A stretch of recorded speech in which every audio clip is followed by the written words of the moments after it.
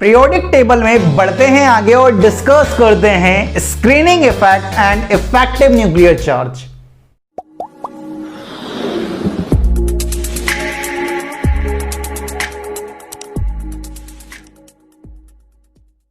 Hello everyone, this is chemistry Baba. Welcome to chemistry Adda MP04 master stock chemistry batch for NEET and IIT-JEE।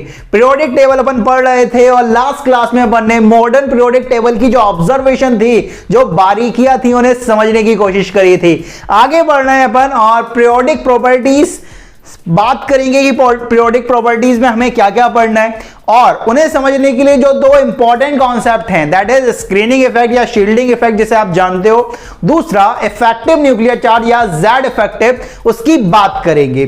ठीक है, तो पहले अपन periodic properties की बात करते हैं कि हमें पीरियोडिक जो प्रॉपर्टीज हैं उन्हें क्या क्या पढ़ना है। आ जाओ भाई, ठीक है, ऑब्जर्वेशन के साथ पूरे बोर्ड पर आना चाहिए। ठीक है, पूरे कंसंट्रेशन के साथ मैं दावा करता हूं आपसे, ठीक है, कि अगर आपने पूरा कंसंट्रेशन के साथ अगर यहां पर पढ़ाई करी तो इनऑर्गेनिक का एक भी क्वेश्चन, चाहे वो नीट हो या जेई हो, एक भी क्वेश्चन आपसे नहीं छूटेगा। या तो आप बनाओगे या कोई नहीं बनाएगा। इस क्वेश्चन को देख लेना भाई। ठीक है, तो आ जाओ यहां पर देखो भाई, पीरियोडिक टेबल में अपन को पीरियोडिक प्रॉपर्टीज पर बात करनी है कि जो बहुत इंपॉर्टेंट होती है, चाहे कहीं से क्वेश्चन आए या ना आए, पीरियोडिक प्रॉपर्टी से लगातार क्वेश्चन आता है, यहीं से मेनली क्वेश्चन पूछा जाता है। पीरियोडिक प्रॉपर्टीज, तो पीरियोडिक प्रॉपर्टीज की बात करें तो पीरियोडिक प्रॉपर्टीज में अपन को मेनली क्या क्या पढ़ना है। पीरियोडिक प्रॉपर्टीज हमें चार पढ़नी है यार, जिसमें पहली है हमारे पास एटॉमिक रेडियस या एटॉमिक साइज जिसे बोलते हो, एटॉमिक रेडियाई या एटॉमिक रेडियस। ठीक है, दूसरा आपको पढ़ना है आयनाइजेशन पोटेंशियल, आयनाइजेशन पोटेंशियल या आयनाइजेशन एंथैल्पी, आयनाइजेशन पोटेंशियल या आयनाइजेशन एंथैल्पी, आयनाइजेशन एनर्जी, जिसे आप IPAI के नाम से जानते हो। तीसरा आपको पढ़ना है क्या, इलेक्ट्रॉन एफिनिटी। क्या पढ़ना है भाई साहब, इलेक्ट्रॉन एफिनिटी, इलेक्ट्रॉन एफिनिटी। ठीक है, और जिसे आप EA के नाम से जानते हो। और फोर्थ है आपका क्या, इलेक्ट्रॉन नेगेटिविटी। क्या है, इलेक्ट्रॉन नेगेटिविटी आपको पढ़ना। ठीक है, इलेक्ट्रॉन नेगेटिविटी EN। तो आपको ये चार पढ़ना है। कौन कौन सा, atomic size, ionization potential IP, electron affinity और इलेक्ट्रॉन नेगेटिविटी। इन चार जो पीरियोडिक प्रॉपर्टीज हैं, पीरियोडिक का मतलब जो एक टाइम इंटरवल के बाद चेंज होती है, एक सीक्वेंस में चलती है। ठीक है, उनकी बात करते हैं। ठीक है, तो इन पीरियोडिक प्रॉपर्टीज को अपन बात करें तो इन्हें पढ़ने के लिए हमें दो जो कॉन्सेप्ट्स हैं, दैट इज स्क्रीनिंग इफेक्ट और इफेक्टिव न्यूक्लियर चार्ज, उन्हें हमें पढ़ना पड़ेगा, तब ये बड़ी आसानी से समझ आ सकती है। ठीक है, उनकी बात करेंगे। ठीक है, तो इन्हें तो अपन पढ़ेंगे ही सही, लेकिन इन्हें पढ़ने से पहले अपन सबसे पहले स्क्रीनिंग इफेक्ट, फिर उसके बाद इफेक्टिव न्यूक्लियर चार्ज जैसे आप Z इफेक्टिव के नाम से जानते हो, उसकी अपन बात कर लेते हैं। ठीक है, तो इन्हें अभी करते हैं टाटा बाय बाय। इनसे पहले जो एक छोटा सा टॉपिक है, दैट इज स्क्रीनिंग इफेक्ट या इफेक्टिव न्यूक्लियर चार्ज, उन्हें अपन पढ़ने की कोशिश करते हैं। आ जाओ, हमारा जो टॉपिक है आज का वो है स्क्रीनिंग इफेक्ट, स्क्रीनिंग इफेक्ट या जिसे आप शील्डिंग इफेक्ट के भी नाम से जानते हो, स्क्रीनिंग इफेक्ट या शील्डिंग इफेक्ट, शील्डिंग इफेक्ट। ठीक है, कई सारे लोगों के मैसेज आ रहे हैं यार मेरे पास कि सर छोटे वीडियोस बनाओ, छोटे वीडियोस, बड़े वीडियोस हो रहे हैं यार। जो कॉन्सेप्ट है, जो आप तैयारी कर रहे हो नीट जेई की, वो बड़ा एग्जाम है यार, इसे बात को समझो। ठीक है, हल्के में मत लो एग्जाम को, नहीं तो एग्जाम आपको हल्के में ले लेगा। ठीक है, तो एग्जाम की जो रिक्वायरमेंट है उसे फुलफिल तो करो यार तुम। ठीक है, तो अपन नीट और जेई लेवल को टच कर रहे हैं, तो उनका लेवल का आपको कंटेंट देना भी पड़ेगा यार। ठीक है, ऐसा नहीं कि 10 मिनट का वीडियो बना दूं, 15 मिनट का वीडियो बना दूं, ना इतना आपके पास टाइम है, ना मेरे पास टाइम है इतना। ठीक है, तो कॉन्सेप्ट आपको मिलेगा पूरा, तो वीडियोस थोड़ी सी लेंथी तो हो जाएंगी यार। ठीक है, अपनी वीडियोस वैसे भी 30 to 40 मिनट्स की होती। ठीक है, अब इससे छोटी क्या वीडियोस बनेगी, मजाक थोड़ी कर रहे हैं। ठीक है, पढ़ा रहे हैं और तुम पढ़ रहे हो। ठीक है, मजाक थोड़ी कर रहे हैं यहाँ पर। ठीक है, तो यहाँ पर पढ़ो भाई, अभी सिर्फ पढ़ो, अभी इन सारी चीजों को छोड़ो। ठीक है, आपके काम की कोई चीज नहीं है ये। अभी आपका जो मेन मोटिव होना चाहिए वो आपको मिलना चाहिए कंटेंट, कि कौन अच्छा कंटेंट दे रहा है, कितना अच्छा कंटेंट मुझे मिल रहा है और मैं किस चीज को बेहतर समझ सकता हूं। ठीक है, तो आ जाओ भाई, स्क्रीनिंग इफेक्ट या शील्डिंग इफेक्ट की अपन बात कर रहे हैं। अब ये स्क्रीनिंग इफेक्ट या शील्डिंग इफेक्ट क्या होता है, यहां देखो कि आपके पास सपोज कि एक मल्टी इलेक्ट्रॉनिक स्पीसीज है। क्या है भाई, एक मल्टी इलेक्ट्रॉनिक जानते हो, जिसके पास बहुत ज्यादा इलेक्ट्रॉन है, ठीक है, इलेक्ट्रॉन ज्यादा इलेक्ट्रॉन वाले, ठीक है, मल्टी इलेक्ट्रॉनिक स्पीसीज, इस तरह से, ठीक है। अब यहां पर ये इलेक्ट्रॉन्स हैं, ये इलेक्ट्रॉन यहां पर प्रेजेंट हुआ है, टिंग टिंग, ये इलेक्ट्रॉन यहां पर है, यहां पर ये इलेक्ट्रॉन है, यहां पर भी इलेक्ट्रॉन है, यहां पर भी एक इलेक्ट्रॉन है, ये तो ठीक है, एक इसे स्पेसिफिक इलेक्ट्रॉन मान रहा हूं मैं, ठीक है। इस इलेक्ट्रॉन पर मैं सारी चीजों को ऑब्जर्व करने की बात कर रहा हूं। सपोज ये मान लेता हूं ये गिवन इलेक्ट्रॉन है, क्या ये गिवन इलेक्ट्रॉन की एक मल्टी इलेक्ट्रॉनिक स्पीसीज है। सपोज ये आपकी n शेल होती है, ये n शेल होती है, तो इससे आगे वाली क्या हो जाएगी n+1, इसके पीछे वाली क्या हो जाएगी n-1, इससे पीछे वाली n-2, ठीक है। अब यहां पे समझना कि आपके पास एक मल्टी इलेक्ट्रॉनिक स्पीसीज है, कि एक गिवन मल्टी इलेक्ट्रॉनिक स्पीसीज में एक गिवन इलेक्ट्रॉन पर, अब यहां पर जो इनर्शियल वाले इलेक्ट्रॉन है, ठीक है, वो इस इलेक्ट्रॉन को क्या कह रहे होंगे भाई, तुम जाओ यहां से, ये रिपल्शन कोज कर रहे होंगे। ये इलेक्ट्रॉन भी क्या कह रहा होगा, जाओ भाई यहां से। ये भी भगाने की कोशिश कर रहा होगा, ये भी वहां भगाने की कोशिश कर रहा है, क्योंकि सेम चार्ज है भाई, ठीक है। अपोजिट चार्ज होता तो उसकी अलग बात होती, ठीक है, और बाद में तो तुम जानते हो, ठीक है। तो सेम चार्ज है, उससे कह रहा है तू भाई भग यहां से भगो, ठीक है। रिपल्शन लगाने की कोशिश कर रहा है कि एक गिवन इलेक्ट्रॉन पर इनर्शियल वाले रिपल्शन लगा रहे हैं, और सेम शेल वाले भी क्या कर रहे होंगे, रिपल्शन जनरेट कर रहे होंगे। सेम शेल वाले भी क्या बोल रहे होंगे कि भाई तुम यहां से जाओ, यहां पर रिपल्शन लगा रहे होंगे। तो अब किसी भी मल्टी इलेक्ट्रॉनिक स्पीसीज पर एक गिवन इलेक्ट्रॉन पर इनर्शियल वाले इलेक्ट्रॉन या सेम शेल वाले इलेक्ट्रॉन, ये इनर्शियल वाले हैं n-2 n-1, and same shell वाले इलेक्ट्रॉन हैं, तो किसी भी एक गिवन इलेक्ट्रॉन पर इन मल्टी इलेक्ट्रॉनिक स्पीसीज एक गिवन इलेक्ट्रॉन पर इनर्शियल वाले इलेक्ट्रॉन या सेम शेल वाले इलेक्ट्रॉन कितना रिपल्शन जनरेट कर रहे हैं, इसे भगाने की कोशिश कर रहे होंगे ना, कि भाई सेम चार्ज है, रिपल्शन लगा रहे हैं इस साइड, कि इस साइड भगो भाई, तुम भगो यहां से, दूर भगो, ठीक है। तो यहां पर एक रिपल्सिव फोर्स लग रही होगी इसके इस डायरेक्शन में, ठीक है, इस डायरेक्शन में उस पर क्या लग रही है, फोर्स लग रही है। तो ये जो रिपल्शन फोर्स है, ये कितना रिपल हो रहा होगा भाई, कितना फोर्स इसे रिपल कर रही होगी, वो जो फोर्स है, ठीक है, वही क्या है, जो रिपल्शन है वही क्या है, स्क्रीनिंग इफेक्ट। आपके दिमाग में एक बात आनी चाहिए कि ये जो आउटर शेल वाले इलेक्ट्रॉन हैं, क्या वो रिपल्शन नहीं लगाते हैं, उनको एक्सपेरिमेंटली ऐसा देखा गया कि इनका रिपल्शन बहुत कम होता है, ठीक है, एक बात ध्यान रखें। तो शील्डिंग इफेक्ट या स्क्रीनिंग इफेक्ट क्या होता है कि एक मल्टी इलेक्ट्रॉनिक स्पीसीज में एक गिवन इलेक्ट्रॉन पर इनर्शियल वाले इलेक्ट्रॉन या सेम शेल वाले इलेक्ट्रॉन कितना रिपल्शन जनरेट कर रहे हैं, ठीक है, वही उसका क्या होता है, स्क्रीनिंग इफेक्ट या शील्डिंग इफेक्ट। इस बात का ध्यान रखेंगे, ठीक है। तो स्क्रीनिंग इफेक्ट या शील्डिंग इफेक्ट को अपन कुछ इस तरह से डिफाइन कर सकते हैं कि देखना यहां पर अपन क्या किस तरह से डिफाइन कर रहे हैं, in a multi electronic species, in a multi electronic species, in a multi-electronic species, repulsion is caused by electrons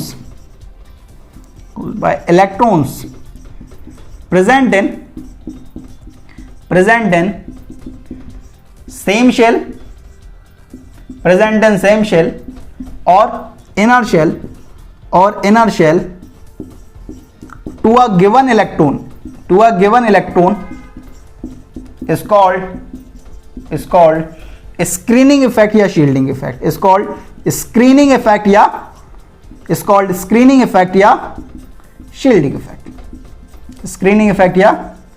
shielding effect, ठीक है। कि एक मल्टी इलेक्ट्रॉनिक स्पीसीज पर एक गिवन इलेक्ट्रॉन पर इनर्शियल वाले इलेक्ट्रॉन या सेम शेल वाले इलेक्ट्रॉन कितना रिपल्शन जनरेट कर रहे हैं, वही क्या है, स्क्रीनिंग इफेक्ट या शील्डिंग इफेक्ट। यहां पर अपन ने एक बात और देखी कि जो इलेक्ट्रॉन n+1 में प्रेजेंट है या n+2 या n+3 आउटर शेल वाले इलेक्ट्रॉन जो हैं, उनका स्क्रीनिंग इफेक्ट कितना है, 0 है, ठीक है। याद रखना है, electrons present n n+1, n+2, ठीक है, डैश डैश डैश, उनका स्क्रीन इफेक्ट कितना आएगा भाई, 0 आएगा, ठीक है। अगर बात करें फॉर यूनी इलेक्ट्रॉनिक स्पीसीज, बताओ कि अगर कोई सिंगल इलेक्ट्रॉनिक स्पीसीज या यूनी इलेक्ट्रॉनिक स्पीसीज होती है, यूनी इलेक्ट्रॉनिक मतलब ऐसा एलिमेंट जैसा ऐसी स्पीसीज जिसके पास सिर्फ एक इलेक्ट्रॉन है। अगर एक इलेक्ट्रॉन है तो वहां पर तो सिर्फ अट्रैक्शन चल रहा होगा किसी के बीच में, न्यूक्लियस और इलेक्ट्रॉन के बीच में, वहां पर मोहब्बतें हैं भाई, ठीक है, वहां पर कोई झगड़े नहीं है, ठीक है, कहीं आक्रोश नहीं है, सिर्फ मोहब्बतें हैं, ठीक है। तो यहां पर सिर्फ सिंगल इलेक्ट्रॉनिक स्पीसीज है तो वहां पर ये रिपल्शन की बात नहीं है। रिपल्शन की बात तब है जब कॉम्पिटिटर हैं, जब क्या है, कॉम्पिटिटर हैं, तब रिपल्शन की बात है भाई, ठीक है। यहां पर कॉम्पिटिटर हैं, ठीक है, इनके बीच में, इसके साथ इसके कॉम्पिटिटर हैं, लेकिन यूनि इलेक्ट्रॉनिक स्पीसीज रही, सिंगल इलेक्ट्रॉनिक स्पीसीज रही तो सिर्फ एक इलेक्ट्रॉन रहेगा, एक न्यूक्लियस रहेगा, ठीक है। तो उनके बीच में तो सिर्फ मोहब्बतें होंगी भाई, वहां पर कोई कंपटीशन नहीं होगा। तो उस केस में रिपल्शन कितना होगा, कोई इलेक्ट्रॉन ही नहीं है, कोई इलेक्ट्रॉन इस इलेक्ट्रॉन पर क्या करेगा, कोई रिपल्शन ही नहीं लगाएगा, वहां पर तो सिर्फ अट्रैक्शन की बातें होंगी। तो यूनि इलेक्ट्रॉनिक स्पीसीज के लिए स्क्रीनिंग इफेक्ट कितना होगा भाई, जीरो होगा, स्क्रीनिंग इफेक्ट जीरो होगा, वहां पर तो कोई रिपल्शन होने वाला नहीं है, ठीक है, इस बात का ध्यान रखेंगे। नेक्स्ट अगर बात करें कि कितना रिपल्शन जन रहा है, ये कितना रिपल्शन इस पर लगा रहे होंगे, उसकी अपन कैलकुलेशन की बात करते हैं कि कितना रिपल्शन ये जनरेट कर रहे होंगे। तो अपन नेक्स्ट बात करते हैं कैलकुलेशन ऑफ सिग्मा, ठीक है, कैलकुलेशन ऑफ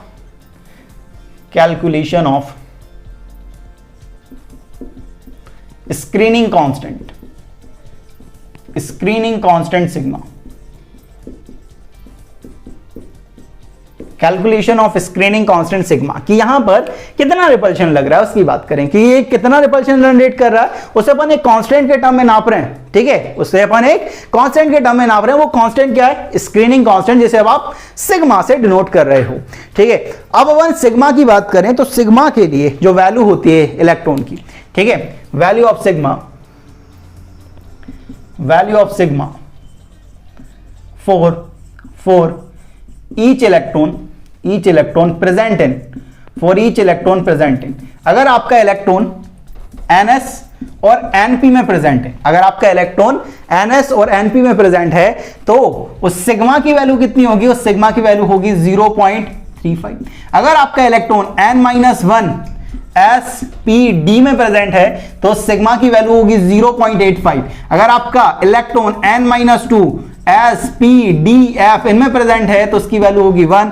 N-3 में है, N-4 में है, N-5 में है तो उनके लिए जो वैल्यू होगी वो कितनी होगी, 1 होगी। तो सिग्मा की वैल्यू ये है, ठीक है। हर एक इलेक्ट्रॉन के लिए अलग अलग होती है। अगर आपका इलेक्ट्रॉन NS और NP में है तो उसके लिए वैल्यू कितनी होगी 0.35 कि NS या NP वाला इतना रिपल्शन जनरेट करेगा भाई, एक इलेक्ट्रॉन पर इलेक्ट्रॉन, ठीक है। N-1 में है तो 0.85, N-2 में है तो 1 और N-3 N-4 में है तो 1 का ये रिपल्शन जनरेट करेगा। इसकी बात करेंगे, इतना रिपल्शन जनरेट कर रहा है, अपन स्क्रीनिंग कांस्टेंट सिग्मा के टर्म में उसे मेजर करने की कोशिश कर रहे हैं, ठीक है। इसकी आगे बात करेंगे यार, लेकिन थोड़ी सी जगह कम पड़ रही है तो इसका स्क्रीनशॉट ले लो जल्दी से, फिर आगे बढ़ते हैं।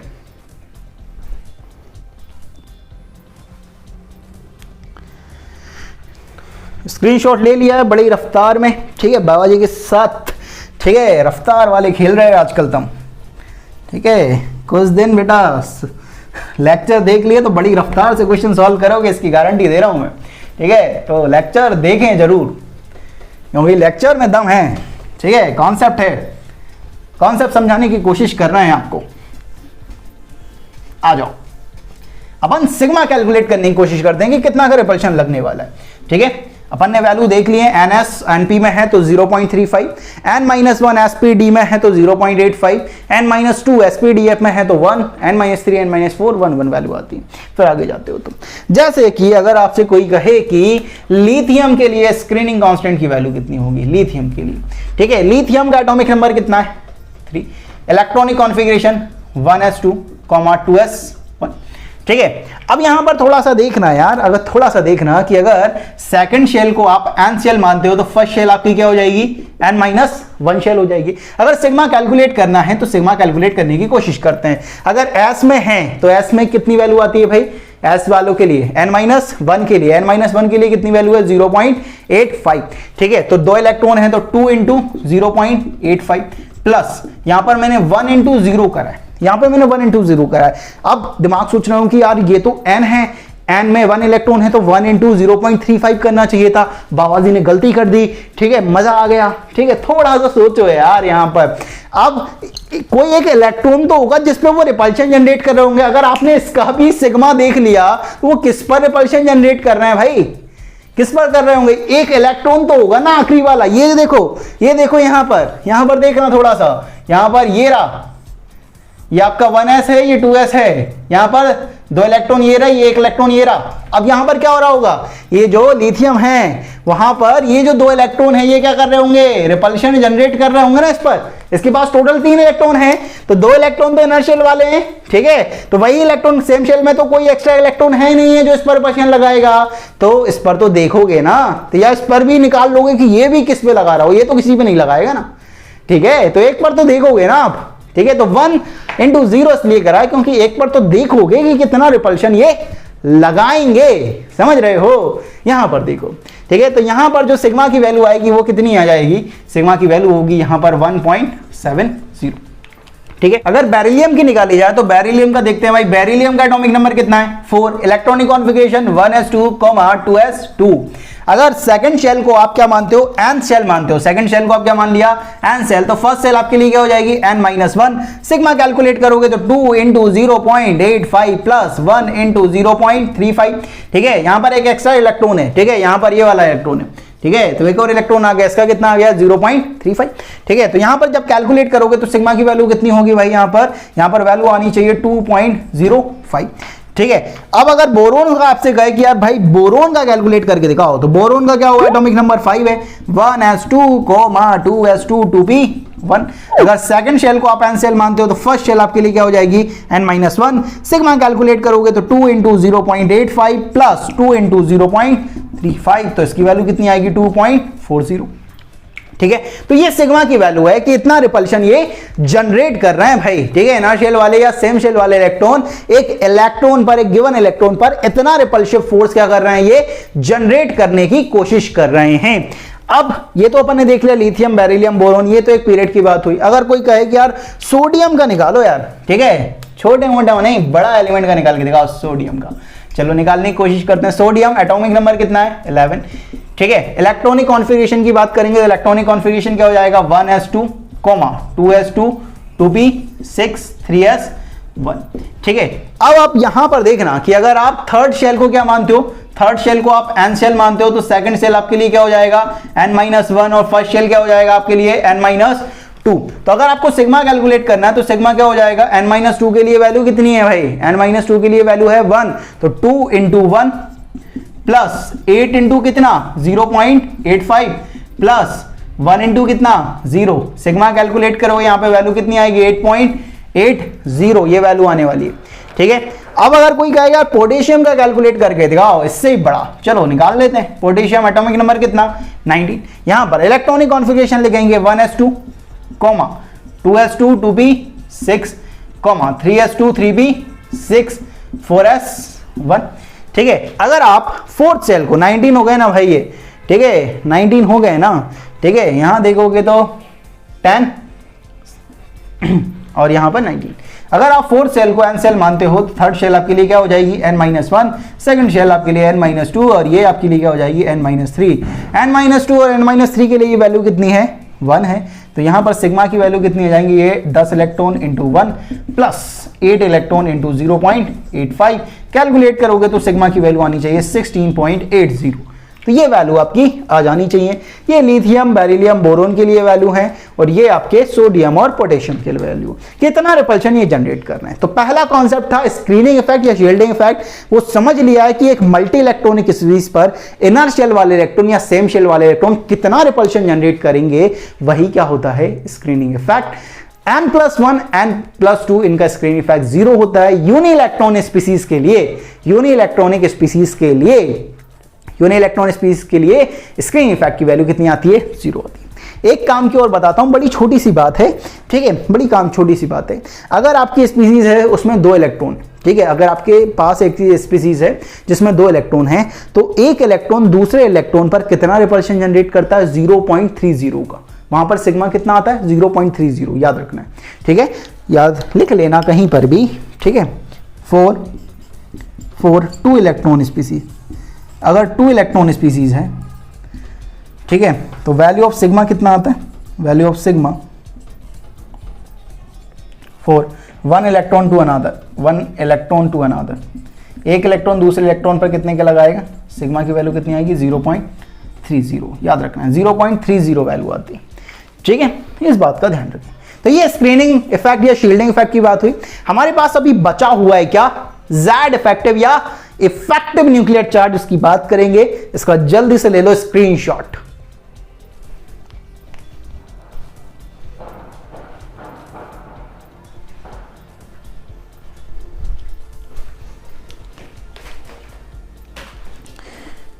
तो ले लिया स्क्रीनशॉट, आगे बढ़ते हैं और इफेक्टिव न्यूक्लियर चार्ज की बात करते हैं। ठीक है, दो ही कॉन्सेप्ट अपन को पढ़ने हैं। पीरियोडिक प्रॉपर्टी को अच्छे से समझने के लिए दो कॉन्सेप्ट का आना बहुत जरूरी है। पहला कॉन्सेप्ट है हमारे पास स्क्रीनिंग इफेक्ट या शील्डिंग इफेक्ट, जिसकी अपन बात कर चुके हैं।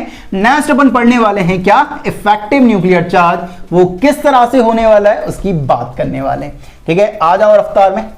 ठीक है, नया टॉपिक, दूसरा टॉपिक आज की क्लास का वो है इफेक्टिव न्यूक्लियर चार्ज, या आप इसे जेड इफेक्टिव के नाम से जानते हो।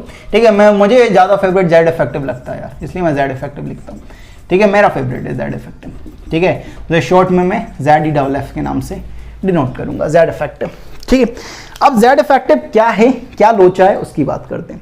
यहां पर देखो स्क्रीनिंग इफेक्ट किस तरह से काम कर रहा था। ये देखो, ये आपके पास एक मल्टी इलेक्ट्रॉनिक स्पीसीज है, ये आपकी एक गिवन इलेक्ट्रॉन ये रहा। ठीक है, ये इलेक्ट्रॉन्स है। ठीक है, सेम सेल वाले इलेक्ट्रॉन या आउटर शेल वाले इलेक्ट्रॉन, ये n+1 सेल, ये n सेल, ये n-1 और ये n-2।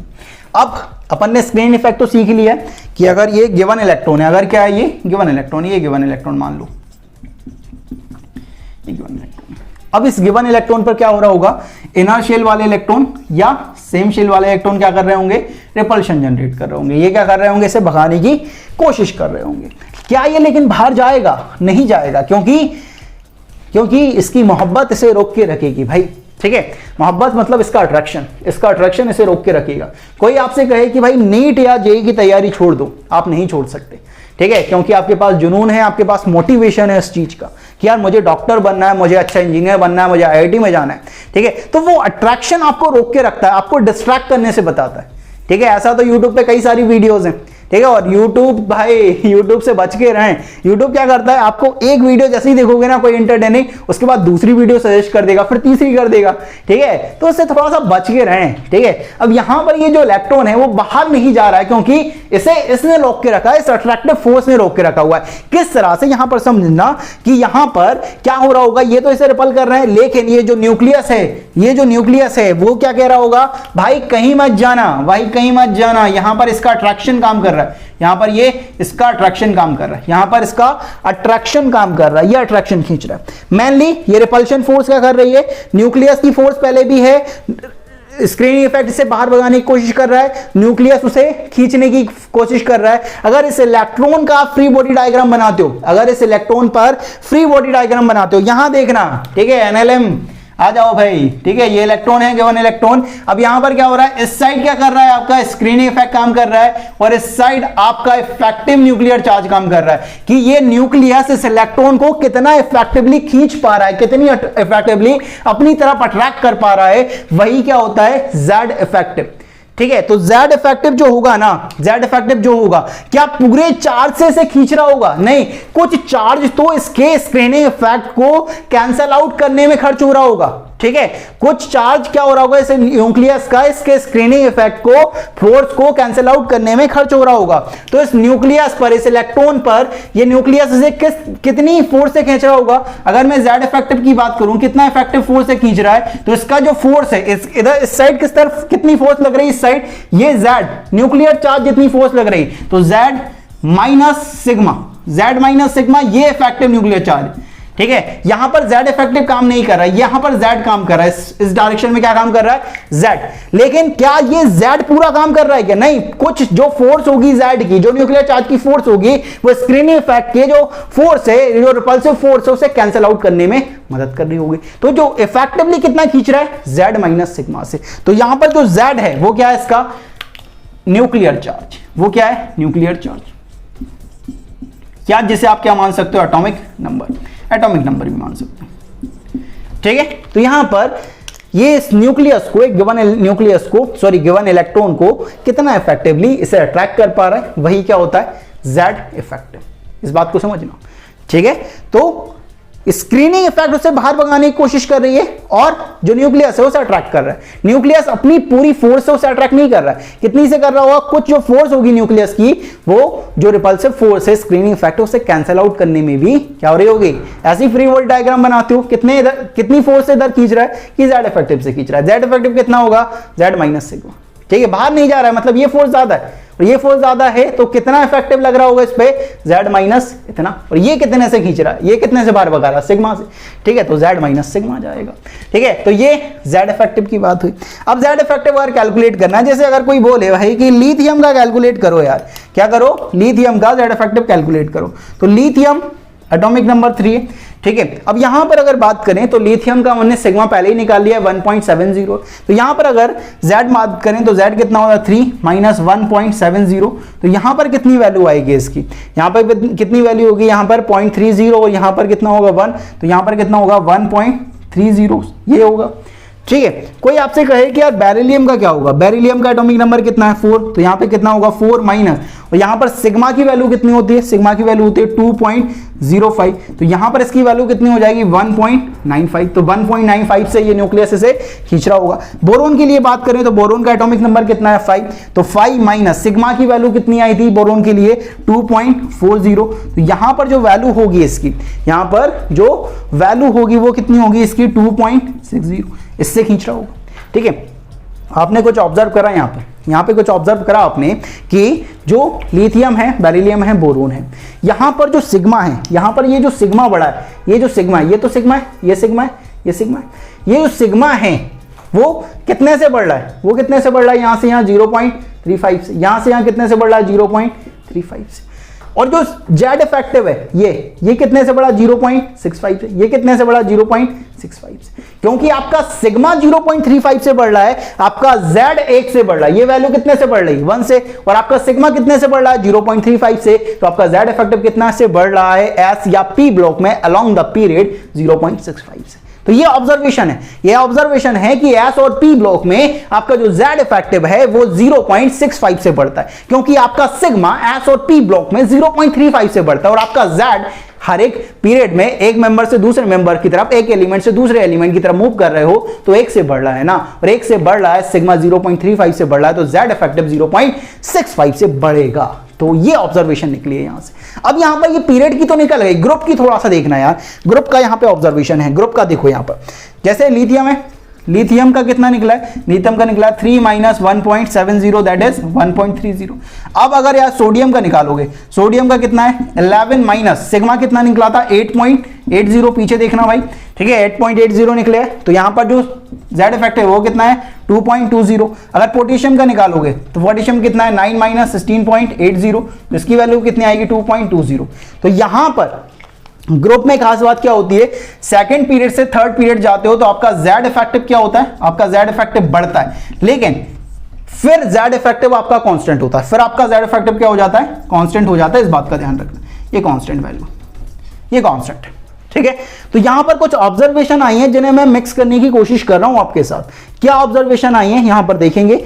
ठीक है, कि Z इफेक्टिव कुछ इस तरह से बढ़ रहा है। Z इफेक्टिव की अगर मैं पीरियोडिसिटी की बात करूं कि किस तरह से चेंज हो रही है, तो इस तरह से चेंज हो रही है कि जब मैं पीरियड में मूव कर रहा हूं, लेफ्ट टू राइट पीरियड में मूव कर रहा हूं, ये लेफ्ट टू राइट है भाई, ठीक है, ये लेफ्ट टू राइट है, ये टॉप टू बॉटम है, ये ग्रुप में और ये पीरियड में। जब मैं पीरियड में मूव कर रहा हूं लेफ्ट टू राइट, तो मेरा जेड इफेक्टिव क्या हो रहा है, मुझे तो दिख रहा है लिथियम बेरिलियम बोरोन, लिथियम से जा रहा हूं बेरिलियम, बेरिलियम से बोरोन जा रहा हूं, तो मेरा जेड इफेक्टिव कंटिन्यूअसली क्या हो रहा है, बढ़ रहा है, जेड इफेक्टिव कंटिन्यूअसली बढ़ रहा है। लेकिन जब मैं टॉप टू बॉटम जा रहा हूं तो सिर्फ मेरा बढ़ रहा है सेकंड टू थर्ड पीरियड, लेकिन बाकी सब में क्या हो जाएगा, कांस्टेंट। तो लगभग जेड इफेक्टिव क्या है, कांस्टेंट है, कांस्टेंट है, except second to third period, याद रखना, except second to third period.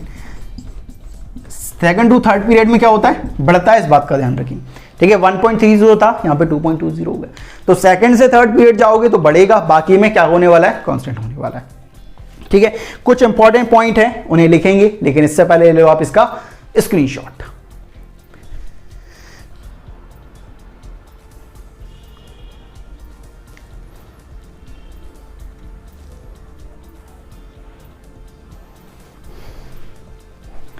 ले लिया आपने इसका स्क्रीनशॉट। आगे बढ़ते हैं और कुछ और ऑब्जर्वेशन देखते हैं यहां पर कि क्या क्या चीजें निकलती हैं हमारे साथ, ठीक है। यहां देखना काफी इंपॉर्टेंट चीजें निकलने वाली हैं यार, ठीक है, काफी इंपॉर्टेंट चीजें निकलने वाली हैं। यहां पे ऑब्जर्वेशन का खेल है यार तुम्हारे, ठीक है, कि कितना ऑब्जर्व कर पा रहे हो। जितना ऑब्जर्व कर लोगे उतनी ये चीजें बड़ी आसान हो जाएंगी, उतनी बड़ी चीजें आसान हो जाएंगी। पीरियोडिक टेबल और केमिकल बॉन्डिंग को बड़े आराम से पढ़ना यार, ठीक है। पीरियोडिक टेबल और केमिकल बॉन्डिंग को बड़े आराम से करना। अगर ये चैप्टर आ गए ना दोनों, तो आपकी इनऑर्गेनिक केमिस्ट्री भाई बहुत मजबूत हो जाएगी, कोई आपके नंबर नहीं काट सकता, ये ध्यान रखें, क्योंकि सारी चीजों का जो बेसिक है ना वो यहीं से आता है, ठीक है, तो याद रखें यहां पर। नेक्स्ट अपन अगर बात करें तो अपन अलोंग द ग्रुप बात करें, तो अलोंग द ग्रुप अगर बात करें, अलोंग द ग्रुप जो हमारा रहता है वो जेड इफेक्टिव क्या होता है, कांस्टेंट होता है, जेड इफेक्टिव कांस्टेंट होता है, जेड इफेक्टिव कांस्टेंट होता है, except second to third period, except second to third period. Second to third period जाने पर ये क्या होता है, बढ़ता है, इस बात का ध्यान रखें। अब अलोंग द पीरियड अगर बात करें, इंपॉर्टेंट पॉइंट ऑब्जर्वेशन तुम्हारी यही काम करेगी। अलोंग द पीरियड अगर बात करें, अलोंग द पीरियड अगर बात करें, तो पहले अगर मैं 4 एस एंड पी ब्लॉक के लिए बात करता हूं, एस एंड पी ब्लॉक के लिए अगर बात करूंगा, एस और पी ब्लॉक के लिए अगर बात करूं, तो यहां पर एस और पी ब्लॉक में जो जेड होता है along the period, Z increases by 1, एक यूनिट से बढ़ता है। सिग्मा कितने से बढ़ता है, सिग्मा इंक्रीजेस बाय 0.35। तो आपका जो जेड इफेक्टिव है that is Z minus sigma, वो कितने से बढ़ेगा, वो इंक्रीजेस होता है बाय 0.35। तो लिथियम से बेरिलियम, बेरिलियम से बोरोन जाओगे तो आपका जो जेड इफेक्टिव है वो 0.65 से बढ़ेगा, याद रखना है, ठीक है, एस और पी ब्लॉक में, क्योंकि आपका जेड एक्स से बढ़ रहा है, सिग्मा 0.35 से बढ़ रहा है, तो आपका जेड इफेक्टिव 0.65 यूनिट से बढ़ेगा, ठीक है। और अगर डी ब्लॉक में बात करें, ठीक है, क्या करें, 4D ब्लॉक बात करें, 4D ब्लॉक, ठीक है। डी ब्लॉक में अगर बात करें तो डी ब्लॉक में जो आपका जेड होता है वो इंक्रीजेस होता है बाय 1 यूनिट, एक यूनिट से बढ़ता है, और वहां पर जो सिग्मा होता है वो इंक्रीजेस बाय 0.85।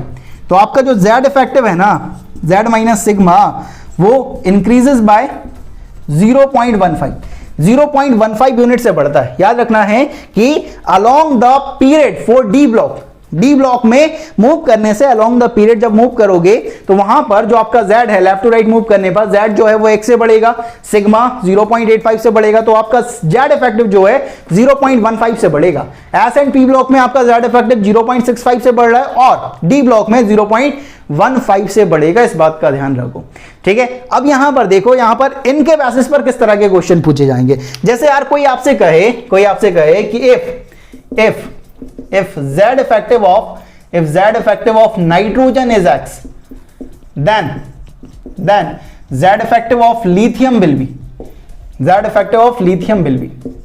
कि नाइट्रोजन का z इफेक्टिव x है तो लिथियम का कितना होगा ये बताओ, ठीक है। तो ये थोड़ा सा देखो किस तरह से आप कर सकते हो कि यहां पर देखो कि नाइट्रोजन का x है, यहां पर लिथियम है, यहां पर बेरिलियम है, यहां पर बोरोन है, यहां पर कार्बन है, यहां नाइट्रोजन है, ठीक है। नाइट्रोजन का कितना बताया गया है कि भाई नाइट्रोजन का जो जेड इफेक्टिव है वो कितना है, x है। आप जानते हो एस और पी ब्लॉक में लेफ्ट टू राइट मूव करने से आपका जेड इफेक्टिव कितने से बढ़ेगा, 0.65 से। तो आप पीछे मूव करोगे तो कितने से कम हो जाएगा? 0.65 से। मतलब यहां से यहां जाओगे तो 0.65 से कम हो जाएगा, यहां से यहां जाओगे तो 0.65 से कम हो जाएगा, यहां से यहां जाओगे तो 0.65 से फिर कम हो जाएगा, यहां से यहां जाओगे तो 0.65 से कम हो जाएगा। तो आपका जो Z इफेक्टिव आने वाला है लिथियम का Z इफेक्टिव कितना होगा? x माइनस 0.65 इंटू 4, ये आपका लिथियम का Z इफेक्टिव हो जाएगा। ठीक है, इस तरीके ऐसा क्वेश्चन एक और बनाया जाए। ठीक है, थोड़ा सा और कॉन्सेप्ट के साथ देखो कि किस तरह से कि आपसे कहा जाए कि if Z effective of sodium is x, then Z effective of titanium will be. ठीक है, टाइटेनियम का क्या होगा ये बताओ, कि अगर Z इफेक्टिव सोडियम का x है तो टाइटेनियम का क्या होगा ये बताओ यार। ठीक है, तो यहां पर आपको पहले तो पोजीशन याद होनी चाहिए। ठीक है, आपकी पोजीशन भी चेक करवा ली उस बंदे ने, एग्जामिनर जो था उसने आपका जो मॉडर्न पीरियोडिक टेबल है उसका थोड़ा सा नॉलेज, थोड़ा सा ऑब्जर्वेशन आपका यूज करवा लिया। ठीक है, किस तरह से यहां पे देखो किस तरह से बंद कर सकते हैं कि अपन ने सोडियम का दिया और टाइटेनियम से पूछा है। तो पहले तो सोडियम और टाइटेनियम की पोजीशन देखते हैं कि यहां पर हाइड्रोजन है, यहां पर हीलियम, यहां पर लिथियम है, यहां पर सोडियम है। ठीक है, यहां पर पोटेशियम है। ठीक है, सॉरी, यहां पर पोटेशियम है, यहां पर कैल्शियम है, यहां स्कैंडियम है और यहां पर टाइटेनियम है। ये पोजीशन है। ठीक है, अब यहां पर हमको बताना है कि टाइटेनियम का क्या होगा। अगर इसका कितना बताया गया, इसका x बताया गया, और ये थर्ड पीरियड का अलोंग द ग्रुप तो Z इफेक्टिव कांस्टेंट होता है। ठीक है, तो यहां इसका x है तो इसका भी क्या होगा? x होगा। अब यहां पर पीरियड में मूव करोगे तो S ब्लॉक में मूव करोगे तो ये कितने से बढ़ गया? 0.65 से। और यहां से जब डी ब्लॉक, ये डी ब्लॉक आ गया भाई, ये डी ब्लॉक आ गया, और डी ब्लॉक में मूव करोगे तो ये कितने से बढ़ेगा? 0.15 से। ये कितने से बढ़ेगा? 0.15 से। तो टाइटेनियम का क्या हो जाएगा? टाइटेनियम क्या हो जाएगा? x प्लस 0.65 प्लस 0.15 इंटू 2, तो कितना हो जाएगा? x प्लस 0.95 आपका Z इफेक्टिव हो जाएगा टाइटेनियम का। समझ रहे हो? ये आपकी पोजीशन का खेल है। आपने अगर पोजीशन समझ ली थोड़ा आराम से इसे कर सकते हो। ठीक है, इस तरह का क्वेश्चन है। कुछ और अपन कॉन्सेप्ट डिस्कस करेंगे, लेकिन इससे पहले लो आप इसका स्क्रीनशॉट।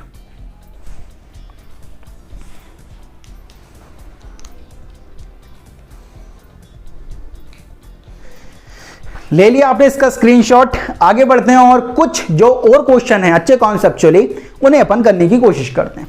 देखो यार, यहां पर आ जाओ। ठीक है, फील आ रहा है ना? इनऑर्गेनिक केमिस्ट्री में फील बहुत इंपॉर्टेंट है, फील आना चाहिए। फील और रफ्तार दो चीजें चाहिए। नीट का अगर सिलेक्शन चाहिए ना, मैंने कई बार बोला है, ठीक है, दोबारा से बोलता हूं तुम्हारे लिए कि अगर नीट में सिलेक्शन चाहिए ना, दो चीज तुम्हारे पास होनी चाहिए। पहली क्या है आपकी? एक्यूरेसी, कि एक्यूरेसी कितनी है आपकी, कि जितना कर रहे हो उसमें से सही कितना कर रहे हो। और दूसरा आपकी रफ्तार, कि आपकी रफ्तार कितनी है, खेलने की रफ्तार कितनी है, कि कितना जल्दी आप क्वेश्चन को खेल सकते हो। ठीक है, खेलना आना चाहिए यार। ठीक है, यहां पर खेलना सिखा रहे हैं बाबा जी आपको, याद रखें। ठीक है, यहां से ये देखें। अब यहां पर एक और इंपॉर्टेंट क्वेश्चन आता है, बहुत इंपॉर्टेंट है। यहां से अपन को एक ऑब्जर्वेशन मिलेगी जो आगे जाकर हमें बहुत काम आएगी। अब देखो क्या ऑब्जर्वेशन है। कोई आपसे कहे कि यार कंपेयर करो, compare Z effective of Na and Na+, इन दोनों का Z इफेक्टिव कंपेयर करो, Na और Na+ का। तो बड़ी बात थोड़ी, कर लेते हैं, किसका ज्यादा है किसका कम है देखते हैं। यहां पर अगर सोडियम की बात करें तो सोडियम और यहां पर Na पॉजिटिव। यहां पर Z की बात करें तो Z कितना आएगा? यहां पर 11, यहां पर भी Z कितना आएगा? 11। सिग्मा की बात करें, यहां पर अपन ने निकाला था 8.80, यहां पर सिग्मा आता है 4.15। ये ध्यान रखना, ठीक है, इसमें 10 इलेक्ट्रॉन है। और यहां पर अगर सिग्मा देखोगे तो इस सिग्मा की वैल्यू 4.15 आती है। आप कैलकुलेट भी कर सकते हो, कैलकुलेट करना सिखा दिया है। और Z इफेक्टिव की बात करेंगे तो Z इफेक्टिव कितना होगा? यहां पर Z इफेक्टिव होगा यहां पर कितना? यहां पे होगा 2.20, और यहां पर जो Z इफेक्टिव होगा वो कितना होगा? 6.85। तो Z इफेक्टिव किसका ज्यादा आ रहा है? Z इफेक्टिव तो इसका ज्यादा आ रहा है।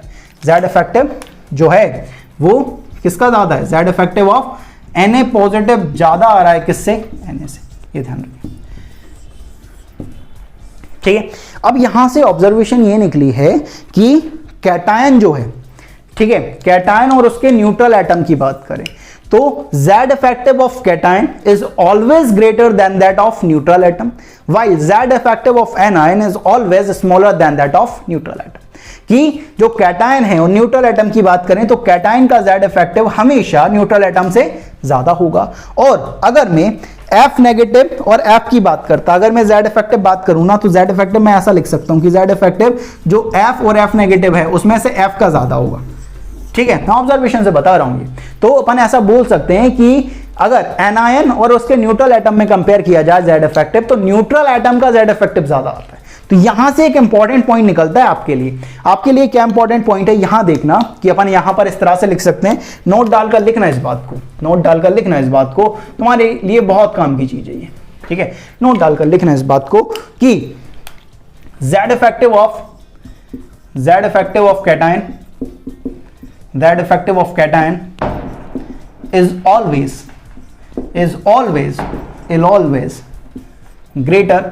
is always greater than that of neutral atom, while Z effective of anion is always smaller than that of neutral atom, कि कैटायन का Z इफेक्टिव हमेशा ज्यादा होगा उसके न्यूट्रल एटम से, एनायन का Z इफेक्टिव हमेशा कम होगा, ठीक है, उसके न्यूट्रल एटम से। याद रखना है। तो अपन इस तरह से लिख सकते हैं, इसको अगर समझना है तो Z इफेक्टिव जो सोडियम Na पॉजिटिव है उसका Na से ज्यादा है और जो F है उसका किससे ज्यादा है, F नेगेटिव से ज्यादा है। ये ध्यान रखें, इससे अपन इस पॉइंट को बड़े आसानी से समझ सकते हैं। ठीक है, तो यहां पे ये चीजें हैं भाई, ये ऑब्जर्वेशन निकली अपनी। ठीक है, तो ये कॉन्सेप्ट है Z इफेक्टिव और स्क्रीनिंग इफेक्ट का। ठीक है, समझा चमका कुछ दिमाग में। यहां से कई सारी प्रॉपर्टी अपन डिस्कस करेंगे। ठीक है, तो यही चीजें हैं जो यही जो कॉन्सेप्ट है ना, इनका जो एक्चुअल मीनिंग ये बहुत आगे तक जाएगा यार। तो इनको थोड़ा सा संभाल के, बड़ा ऑब्जर्वेशन, बड़े कॉन्सेंट्रेशन के साथ, बड़ा शांत होकर, ठीक है, तो इन चीजों को देखें, इन चीजों को समझें, क्योंकि ये जो है वो बेसिक्स हैं और बेसिक्स कभी चेंज नहीं होते। ठीक है, याद रखें, बेसिक्स पर जाओ, सारी प्रॉब्लम सॉल्व हो जाएंगी आपकी। ठीक है, तो ये जो कॉन्सेप्ट है वो है स्क्रीनिंग इफेक्ट और Z इफेक्टिव का, जो अपन ने सीख लिया। नेक्स्ट आगे जाएंगे, पीरियोडिक प्रॉपर्टी डिस्कस करेंगे, जिसमें पहली जो पीरियोडिक प्रॉपर्टी होगी वो क्या होगी, एटॉमिक रेडियस, जिनकी हम बात करेंगे, लेकिन वो बात अपन नेक्स्ट वीडियो में करने वाले हैं। तो इस वीडियो में बाबा जी की तरफ से इतना ही, मिलते हैं नेक्स्ट वीडियो में, लेकिन जाने से पहले लाइक, शेयर और सब्सक्राइब करना ना भूलें। मिलते हैं नेक्स्ट वीडियो में।